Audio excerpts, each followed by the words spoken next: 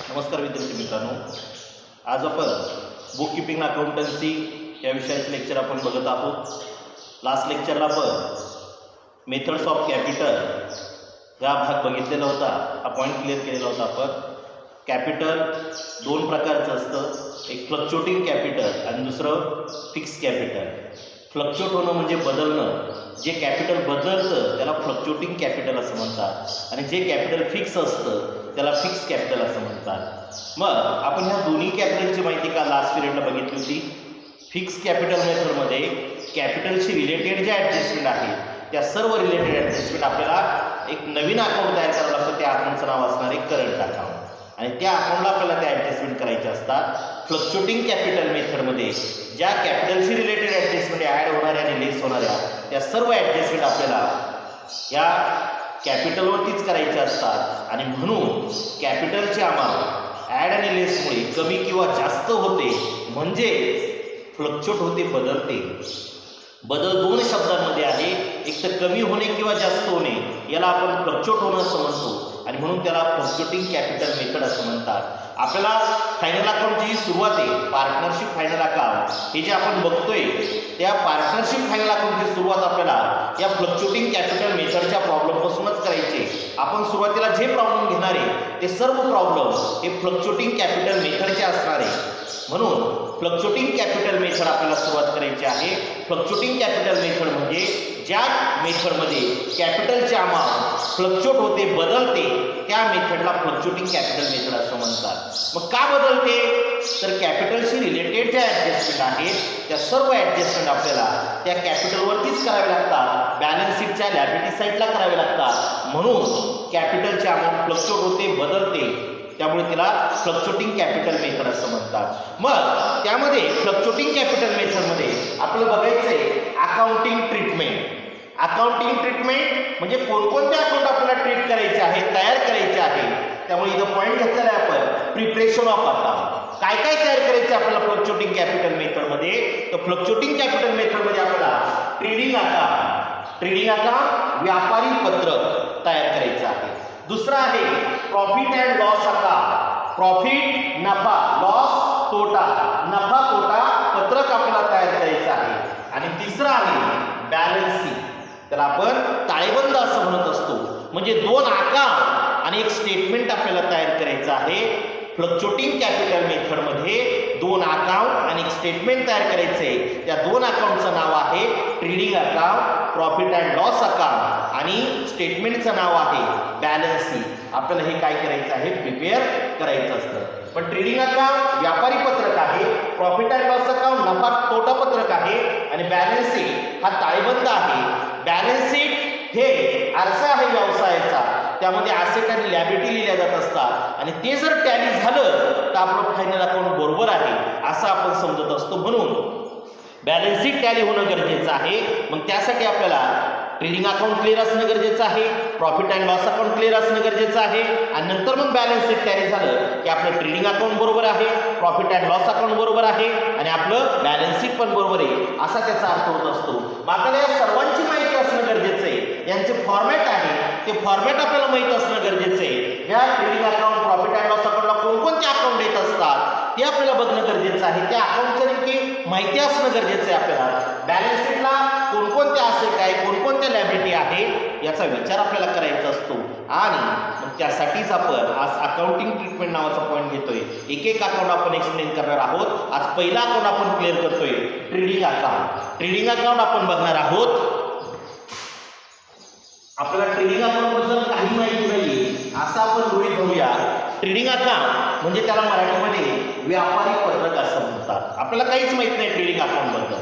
आपण शून्यातून सुरुवात करूया. आपण ट्रेडिंग अकाउंट व्यापारी पत्रक आहे. व्यापार म्हणजे काय? व्यापार म्हणजे ज्या ठिकाणी वस्तूंची खरेदी आणि विक्री होत असते त्याला आपण काय म्हणत असतो, व्यापार असं म्हणत असतो. म्हणजे असं एक ठिकाण आहे जिथं वस्तू खरेदी आणि काय होत असते, विक्री होत असते. त्या ठिकाणाला काय म्हणतात, व्यापार असं म्हणतात किंवा बाजार असं म्हणत असतात. म्हणजे तिथं वस्तूंची खरेदी केली जात असते आणि वस्तूंची विक्री केली जात असते. म्हणजे कुणीतरी तिथं खरेदीदार आहे आणि कुणीतरी तिथे विक्रेता असणार आहे, अशा ठिकाणाला आपण व्यापार असं म्हणत असतो किंवा बाजारपेठ आपण म्हणत असतो. मग खरेदी आणि विक्री हे मराठीत झालं, पण इंग्लिशमध्ये त्याला खरेदीला म्हणतात परचेस आणि विक्रीला म्हणतात सेल्स. म्हणजे जिथं वस्तू परचेस होत असतात, परचेस करणं म्हणजे खरेदी करणं, सेल्स करणं म्हणजे विक्री करणं. बघा, म्हणजे वस्तू खरेदी करायची आहे म्हणजे काय करायची तुम्हाला, परचेस करायची. वस्तू सेल्स करायची आहे म्हणजे विक्री करायची तुम्हाला. म्हणजे आपल्याला एक कळलं आता की व्यापारामध्ये वस्तू काय होतात, परचेस होतात, आणि व्यापारामध्ये वस्तू काय होत असतात, सेल्स होत असतात, विक्री होत असतात. मग आता परचेस झालं, एखादी वस्तू आपण खरेदी करायला गेलो म्हणजे आपला काय होत असतो, एक्सपेन्सेस होत असतो. आणि एखादी वस्तू आपण विकली की आपला काय होत असतो, इन्कम होत असतो. मग आपल्याला काहीच माहित नव्हतं, आपण थोडं थोडं करून शिकतोय. आपण व्यापारी पत्रक पाहिलेलं आहे, ट्रेडिंग अकाउंट पाहतोय. व्यापार म्हणजे जिथं वस्तूंची खरेदी आणि विक्री होत असते त्याला व्यापार असं म्हणतात. व्यापार, खरेदी म्हणजे परचेस, विक्री म्हणजे सेल्स, हे आपण बघितलेलं आहे. वस्तूची खरेदी करायला गेलं तर आपला काय होत असतो, एक्सपेन्सेस होत असतो. वस्तूंची विक्री करायला गेलं की आपला काय होत असतो, इन्कम होत असतो. म्हणजे आपला एक्सपेन्सेस इन्कम ह्या ट्रेडिंग अकाउंटला आपल्याला काय करायचं आहे, रेकॉर्ड करायचं आहे. मग असं कोणतं अकाउंट आहे की ज्यामध्ये एक्सपेन्सेस इन्कम रेकॉर्ड होत असतो, तर असं एक अकाउंट आहे आपल्याकडं, ज्या अकाउंटचं नाव आहे नॉमिनल अकाउंट. कोणतं अकाउंट आहे ते, नॉमिनल अकाउंट आहे. अकाउंट टाइप्स ऑफ अकाउंट मध्ये तीनच आहे, personal account, real account, nominal account.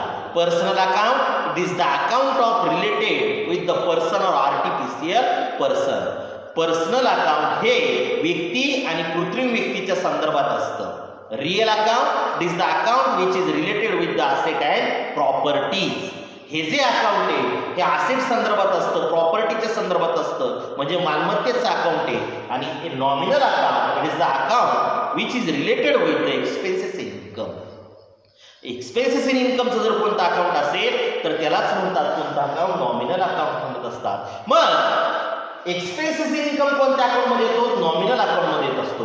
म्हणजे याचा अर्थ असा झाला, trading account is a one type of nominal account. Trading account is a one type of nominal account. Trading account हे एक प्रकारचं नॉमिनल अकाउंट आहे. आणि as per the rule of nominal account, debit all expenses and losses and credit all income and gains. आपण आपल्या मनाने काहीच लिहित नाही, आपण आपल्या मनाने काही करत नाही. आपल्या अकाउंटचा रूल आहे, personal account debit the receiver, credit the giver. Real account debit what comes in, credit what goes out. And nominal account debit all expenses and losses, credit all income and gains. म्हणजे आपण कोणतेही account तयार करत असताना rule बघतो, नियम पाहतो आणि नियमाला धरून आपण अकाउंट तयार करत असतो. कारण की अकाउंटन्सी हा जो विषय आहे तो नियमांना धरूनच तयार करायचा विषय आहे. म्हणून आपण नॉमिनल अकाउंटचा नियम पाहू. नॉमिनल अकाउंटचा नियम आहे debit all expenses and losses, credit all income and gains. सर्वात महत्वाची गोष्ट, अकाउंट म्हटलं की त्याला दोन बाजू असतात. अकाउंट म्हटलं की त्याला दोन बाजू असतात, एक डेबिट आणि दुसरी असते क्रेडिट. एक डेबिट असते, दुसरी असते क्रेडिट. नॉमिनल अकाउंट रूल आपल्याला शिकवतो debit all expenses and losses, credit all income and gains. म्हणजे नॉमिनल अकाउंट आपल्याला सांगतं की debit all expenses and losses, सर्व प्रकारचे जे एक्सपेन्सेस आहेत ते डेबिट साईडला टाका आणि सर्व प्रकारचे जे इन्कम आहे ते क्रेडिट साईडला टाकायचे आहे. म्हणजे आता फिक्स झालं की trading account is a one type of nominal account. He has a two side, त्याला दोन बाजू आहे.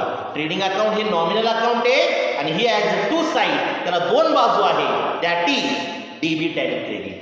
कोणत्या दोन बाजू आहे, डेबिट आणि क्रेडिट. ह्या दोन बाजू आहेत त्याला. Debit all expenses and losses, as per the rule of nominal account debit all expenses and losses. म्हणजे डेबिट साईडला सर्व प्रकारचे एक्सपेन्सेस आणि लॉसेस रेकॉर्ड करायचे आहे. आणि credit all income and gains, आणि क्रेडिट साईडला सर्व प्रकारचे इन्कम अँड गेन्स रेकॉर्ड करायचे आपल्याला. म्हणजे नॉमिनल अकाउंटच्या रूलनुसार ट्रेडिंग अकाउंटच्या डेबिट साईडला सर्व प्रकारचे एक्सपेन्सेस आणि नॉमिनल अकाउंटच्या रूलनुसार ट्रेडिंग अकाउंटच्या क्रेडिट साईडला सर्व प्रकारचे इन्कम रेकॉर्ड करायचे आहे. पण एक्सपेन्सेस इन इन्कम म्हणजे काय आपल्याला माहिती आहे. एक्सपेन्सेस म्हणजे पैसे जाणं आणि इन्कम म्हणजे पैसे येणं. पण जीवन जगत असताना आपल्याकडे दोन प्रकारचे एक्सपेन्सेस आहे आणि दोन प्रकारचे इन्कम आहे. मग दोन प्रकार कोणते आहेत? त्या दोन प्रकारापैकी एक प्रकार आपल्याला इथं लिहायचा एक्सपेन्सेसचा आणि एक प्रकार आपल्याला लिहायचा आहे इन्कमचा. मग तो कोणता आहे ते सर्वात महत्वाचं आहे. दोन प्रकारचे एक्सपेन्सेस आहे ते कोणते?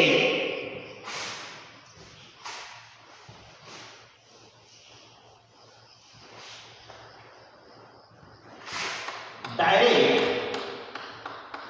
एक्सपेन्सेस आणि इनडायरेक्ट एक्सपेन्सेस. इन्कम पण दोन आहेत. डायरेक्ट इन्कम आणि इनडायरेक्ट इन्कम. म्हणजे एक्सपेन्सेसचे दोन प्रकार आहेत आणि इन्कमचे पण किती प्रकार आहेत? दोन प्रकार आहेत. Direct expenses, indirect expenses. Direct income, indirect income. आपण बघितलं trading account is one type of nominal account and rule of nominal account, debit all expenses and losses, credit all income and debt. Rule नुसार आपण गेलो तर trading अकाउंटच्या debit साईडला आपल्याला expenses record करायचे आणि ट्रेडिंग अकाउंटच्या क्रेडिट साईडला आपल्याला इन्कम रेकॉर्ड करायचे. पण कोणते एक्सपेन्सेस आणि कोणता इन्कम हे माहीत असणं गरजेचं आहे. जीवन जगत असताना दोन प्रकारचे एक्सपेन्सेस आहे आणि दोन प्रकारची इन्कम आहे. मग ते दोन प्रकार कोणते आहेत हे आपल्याला माहीत असणं गरजेचं आहे. त्यामध्ये डायरेक्ट एक्सपेन्सेस आणि इनडायरेक्ट एक्सपेन्सेस आणि डायरेक्ट इन्कम आणि इनडायरेक्ट इन्कम. मग आपल्याला ट्रेडिंग अकाउंटला रेकॉर्ड करायचं आहे आता एक्सपेन्सेस आणि एक इन्कम. या चार पैकी आपल्याला एक एक्सपेन्सेस आणि एक इन्कम रेकॉर्ड करायचं आहे. पण नेमकी कोणता रेकॉर्ड करायचा आहे? मग सोपं आहे. ट्रेडिंग अकाउंट व्यापारी पत्रक आहे. आणि व्यापार म्हणजे काय? व्यापार म्हणजे जिथं वस्तूंची खरेदी आणि विक्री होत असते त्याला व्यापार असं म्हणत असतात. हा जो व्यापार आहे हा करण्यासाठी आपल्याला बाजारपेठेत जावं लागत असतं आणि बाजारपेठेत गेल्यानंतर जी वस्तू तुम्हाला खरेदी करायची त्या वस्तूच्या विक्रेत्याकडे तुम्हाला जावं लागत असतं. म्हणजे वस्तूचा विक्रेता आणि खरेदीदार हे समोरासमोर येतात म्हणजे प्रत्यक्ष भेटतात आणि व्यवहार करतात. मग प्रत्यक्ष म्हणजे कसं? डायरेक्ट. प्रत्यक्ष म्हणजे कसं? डायरेक्ट. म्हणून direct expenses and direct income should be recorded on trading account.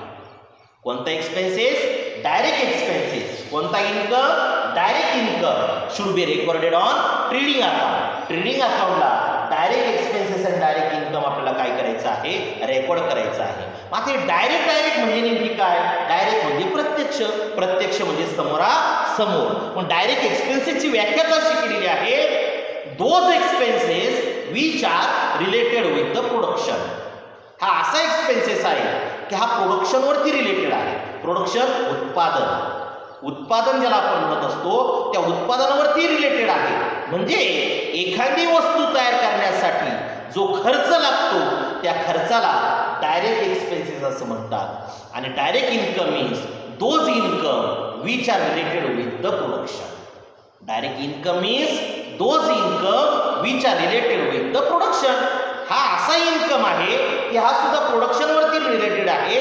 म्हणजे वस्तूंची विक्री करून जो पैसा येतो त्याला डायरेक्ट इन्कम असं म्हणतात आणि वस्तू तयार करण्यासाठी जो पैसा खर्च होतो त्याला डायरेक्ट एक्सपेन्सेस असं म्हणतात. फॉर एक्झाम्पल आपलं शुगर तयार करायची आहे. शुगर, साखर ज्याला आपण म्हणत असतो, ती साखर ऊसापासून तयार होत असते. ती साखर ऊसापासून तयार होत असते. म्हणजे तो ऊस आपल्याला सगळ्यात पहिले शेतकऱ्यांकडून काय करावा लागतो? परचेस करावा लागतो. म्हणजे परचेस केला आपण, त्यानंतर तो ट्रकमध्ये, बैलगाडीमध्ये म्हणजे मोटर कारमध्ये आपल्याला भरून तो कारखान्यापर्यंत आणावा लागतो. म्हणजे त्याला ट्रॅव्हलिंग एक्सपेन्सेस द्यावं लागत असतं.